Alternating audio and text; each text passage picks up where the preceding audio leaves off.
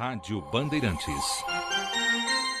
Ex-secretário estadual de Saúde aqui em São Paulo, ex-diretor da Faculdade de Medicina da USP, do INCOR, do Dante Pazanese, 2 vezes ministro da Saúde, um dos pioneiros da cirurgia de transplantes de coração, criador de uma técnica inovadora que leva o seu nome. Sob sua direção, centenas de cardiologistas e intervencionistas foram formados nesse país. Cuidou do coração de milhares de pessoas, só se esqueceu de cuidar do seu próprio coração e nos pregou um susto no ano passado. Mas já está recuperado, até porque, além de filhos, também cardiologistas, certamente ele deve ter dado lá os seus pitacos aos médicos que o acudiram durante a emergência, certamente. E não precisou de coração novo, não. O velho continua batendo firme e forte no seu peito. Professor Adib Jatene, é sempre uma alegria conversar com o senhor. Como vai? Tudo bem. Tudo tranquilo? Tudo tranquilo. Doutor Adib, na última vez que nós conversamos, foi no ano passado, pouco antes do seu problemazinho de coração, o senhor nos falava da aberração que acontece no Brasil, com um número de faculdades de medicina muito acima do desejável. Deve terminar isto agora com essa nova decisão do governo, ou não? Olha, o problema de número de faculdades não é o que preocupa. O que preocupa é a qualidade das faculdades. Se a faculdade é feita por uma instituição que sempre trabalhou no setor saúde, etc., que tem a infraestrutura, não tem problema nenhum. O problema é que muitas entidades que nunca trabalharam no setor da saúde criam cursos de medicina. A quantidade, o excesso de quantidade resulta certamente na má qualidade. O senhor também nos falava do problema de haver médicos demais em certas áreas e médicos faltando em outras. Isso ocorre com médico especializado apenas? Não, o problema da concentração de médicos é um problema grande aqui no Brasil.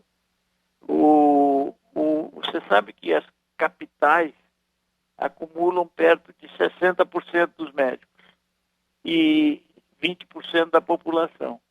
Então, é evidente que qualquer análise que se faça, há um acúmulo de médicos em determinadas áreas e há uma falta de médico em outras áreas. E agora o governo resolve atacar o problema importando médicos estrangeiros. É uma parte da solução ou pode ficar pior a emenda do que o soneto? O que o senhor acha? Olha, é uma parte da solução e nós, aliás, todos os médicos, as entidades, tá, não se posicionam contra a vinda de médicos estrangeiros. O que eles discutem é se o médico faz ou não faz revalidação de diploma. A nossa legislação exige que o médico que faz exercício profissional no país, que venha de fora, tenha o diploma revalidado. De que médico a sociedade precisa, doutor Adib Jatene? Médico especializado ou de múltiplas clínicas? Olha, o médico especializado na fase atual do desenvolvimento da medicina, com um grande avanço tecnológico e tal, é uma necessidade, ninguém pode dizer que ele é desnecessário. O problema é que o médico, antes de ser especialista, ele precisa ser médico. E ser médico significa, com a história clínica e com o exame físico, avançar no diagnóstico. E o que nós estamos verificando é que nós estamos usando principalmente a tecnologia e fazendo uma série grande de exames para tentar estabelecer o diagnóstico. Essa distorção que está acontecendo é que nós pretendemos corrigir. E a nossa ideia é que o médico, antes de ser especialista, ele precisa ser médico, ele precisa ser especialista em gente. Ele precisa ter trabalhado nos locais onde não exige a alta tecnologia, porque nenhum país do mundo consegue oferecer toda a moderna tecnologia para toda a população. Isso é impossível. Eu inverti aqui o lead da matéria. Agora vamos abordar, então, o assunto mais atual. Não é de hoje que o senhor, doutor Adib, vem alertando e está aí para consulta nos arquivos do rádio, televisão, jornais, revistas. O ensino médico precisa ser avaliado para que não prossigamos cometendo os mesmos erros. O senhor disse, por exemplo, para não citar a entrevista que nos concedeu o ano passado, até podia tirar do arquivo, mas eu vou me remeter aqui a outubro de 2011, numa palestra durante o 50º Congresso Brasileiro de Educação Médica, o COBEM, o que o senhor disse lá, abre aspas. Hoje, frente a todo o conhecimento científico e tecnológico aplicado à medicina, os 6 anos de faculdade são poucos. O médico deveria trabalhar mais 2 anos na atenção básica, no programa Saúde da Família, em contato com a população e as suas demandas, e o ideal seria uma supervisão desse trabalho por parte das escolas médicas antes do médico seguir a residência. Fecha aspas. E não é que ontem o governo anunciou que o curso de medicina no Brasil passa a ter 8 anos de duração, sendo os 2 últimos nos moldes que o senhor prega há tantos anos. Ou o seu poder de vaticínio extrapola o imaginável, ou o governo resolveu escutar a voz da razão. O senhor foi chamado para opinar sobre essas alterações, né? Eu tenho defendido essa posição porque eu faço parte da Comissão de Especialistas do Ensino Médio. É um grupo que trabalha dando assessoria ao ministro, que, por sinal, faz 6 meses que não se reúne. Mas nessas reuniões nós temos enfatizado ao ministro essas ideias de que...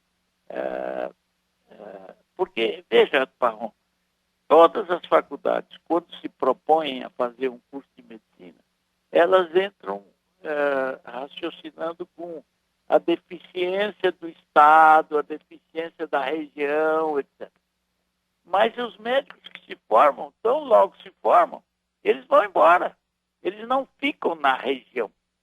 Então, a nossa ideia era que ficasse pelo menos 2 anos no estado em que se formou, sendo supervisionado pela sua escola. Quer dizer, se isso tivesse sido feito há mais tempo, nós não estaríamos discutindo importação de médicos, porque nós teríamos a cobertura da população. E quando eu fui ministro, eu dei muita ênfase à criação de consórcios intermunicipais, porque tem municípios que têm 2.000 habitantes, 1.000 habitantes. O que você pode criar de estrutura no município que tem 2.000 habitantes? Não é? Agora, do jeito que está aí, formando médicos precocemente, as faculdades, muitos deles precisam fazer cursinhos para passar na residência médica. Ou eu estou exagerando? Não, você não está exagerando, porque o curso médico hoje, ele forma candidatos à residência. Candidatos à residência, depois que o indivíduo faz residência, ele vira especialista. Então, o nosso sistema está induzindo precocemente o médico a escolher a especialidade. E ele, durante o curso, presta muita atenção nas coisas relacionadas à sua especialidade e esquece o resto. E quando ele vai fazer o concurso, então ele precisa fazer um cursinho. Quer dizer, é essa distorção que nós precisamos eliminar. Quer dizer, o curso, o indivíduo, antes de ser especialista, ele precisa ser médico. E ser médico quer dizer atender às necessidades da população baseada na história clínica e no exame físico. Quer dizer, as situações em que precisa de ressonância, tomografia, etc., são situações especiais que consequência de uma triagem preliminar. Nós não podemos fazer um curso que vai criar especialistas de partida. Nós precisamos fazer um curso que cria médicos que conhecem desde dermatologia, pediatria, obstetrícia, as coisas gerais que fazem com que o indivíduo seja considerado um médico. E depois ele fará a especialidade. 2 anos de estágio depois de formado, supervisionado pela sua faculdade, no estado em que se formou, não é um despropósito para o indivíduo que vai ficar depois 40, 50 anos no exercício profissional. E aí nós vamos ter especialistas que têm uma consciência social que a maioria não tem hoje, porque nunca trabalharam com a população.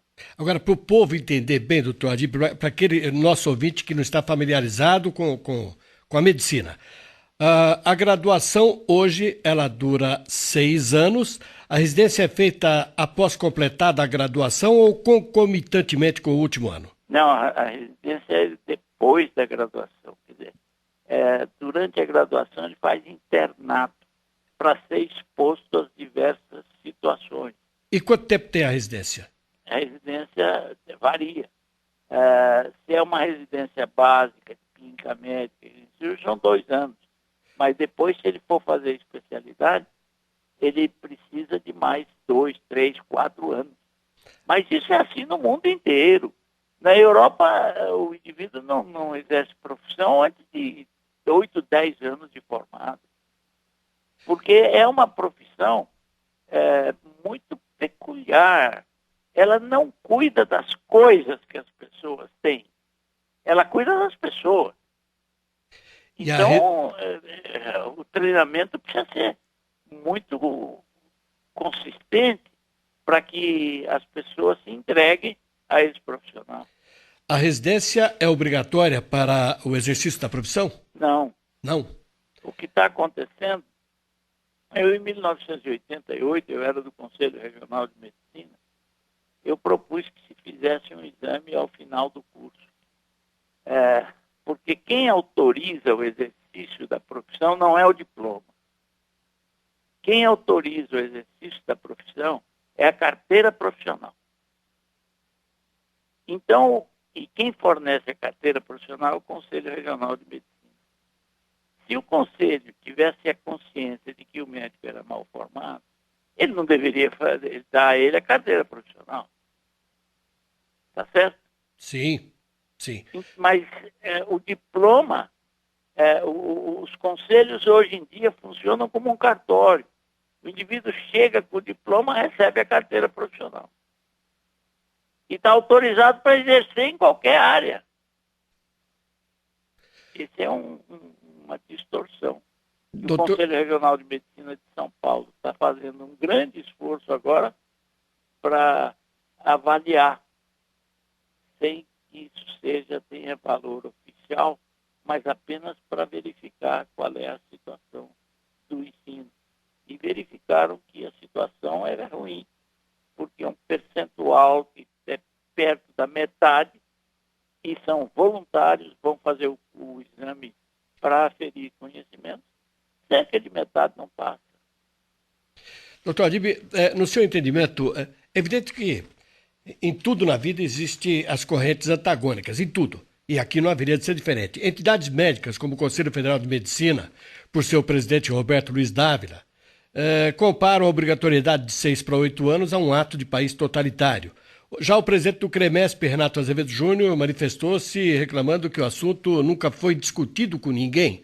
Florentino Cardoso, que preside a Associação Médica Brasileira, acha que país democrático não deve submeter o médico a trabalhar onde não quer e que a categoria não vai escalar diante dessas alterações. Mas, olha, Paulo, eu acho que essa medida provisória que a presidente encaminhou deflagra essa discussão. Nós vamos ter pelo menos 6 meses na frente para discutir isso. O Congresso pode modificar, as entidades podem se manifestar.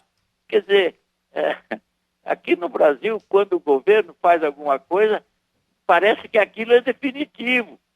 Não é, o governo está fazendo uma proposta. E aí vamos discutir.